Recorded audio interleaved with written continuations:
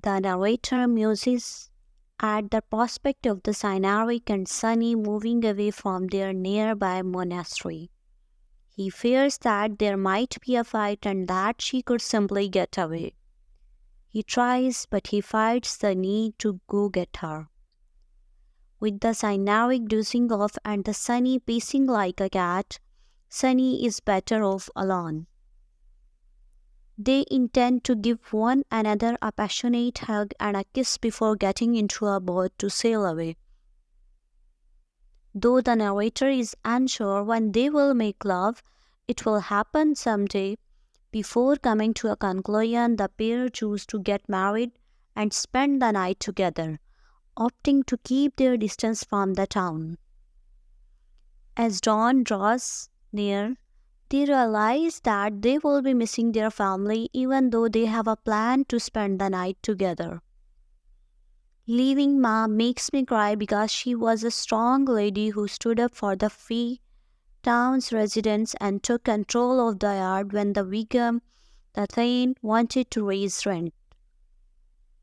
Pa, one of the calm 12 elders, was a prominent figure in the community and gets emotional at the idea of the partnering with her. An experienced seaman named Agar sports a Viking ship with a dragon head on atop it. At first, the sight terrifies him, but he quickly understands it's a Viking ship. The Vikings were notorious for their rape, murder, and theft. They were also known for raiding settlements, lighting them on fire, and taking them anything they could carry. Since other builders have used their designs, Agar is not sure if these Viking ships are actually the Vikings. He can, however, detect a coiled thread in the Scandinavian warships that has not been matched by any imitation.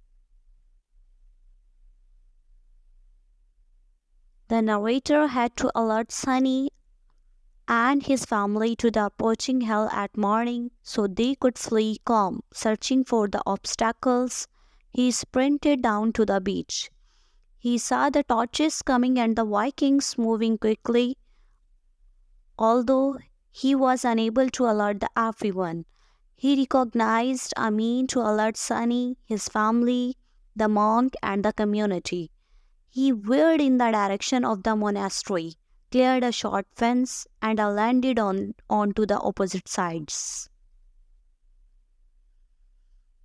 A young man named Agus ended up in a church, watching the town and bay while Viking charges through the shallows. He worries if his own house is on the fire when he witnesses a thatched roof erupt into the flames. The monk's chants grow ragged as he opened the church entrance. Agar's attempt to ring the bell, but it is silent. A census named Alfred tells the eager to get out. Agar is taken aback by the weight as he attempts to ring the bell. Alfred tries to spare them because he is afraid. Alfred proclaims that everyone must flee as a Mauryan confirms the information. Merwan calls the Agar a monk to the town so he can retrieve a box, a jewelry, and the reliquaries before rushing to the woods. Agar pulls the rope to warn everyone when the bell rings. People bolt from their houses, clutching valuable as the pungent scent of the burning dust permeates the air. Agar is lost and makes his way to Sunny's house, where he encounters the baker and the ally house known as the sailors. There is also a slave called the Grief and Vaughn, the jeweler in the parallel. Agar looks around for Sunny, but she is not there. The Vikings then come into his path. A group of the Vikings led by the two scary women and a dozen of the huge men dressed in a leather jerkins are among the group of the brave warriors Agar come across.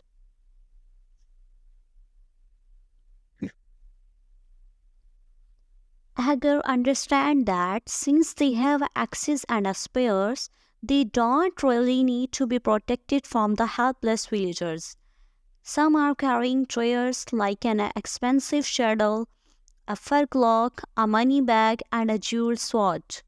Agar makes an attempt to retreat, but the Viking attacks, compelling him to locate the Sunny.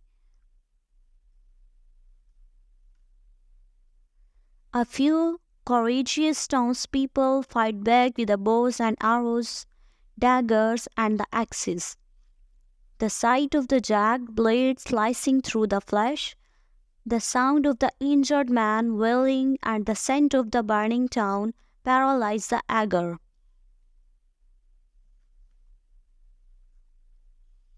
Agar, not too terrified, ducks behind a house while the Viking outwit the townspeople.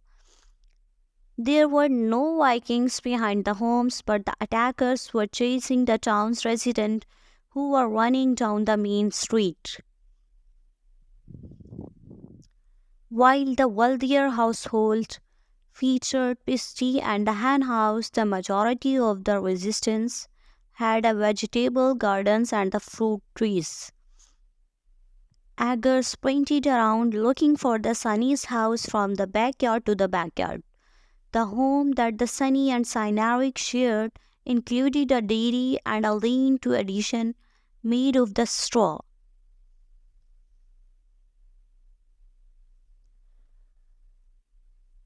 It was made of the straw, cob, and stones and a clay. When the eagles got into the house, he discovered the Cynaric dead with a huge gash in his body. Brindle, Sunny's dog, shook and panted. A doorway went to the dairy at the back of the home. Agar saw a tall Viking with the yellow hair and heard the Sunny carry out.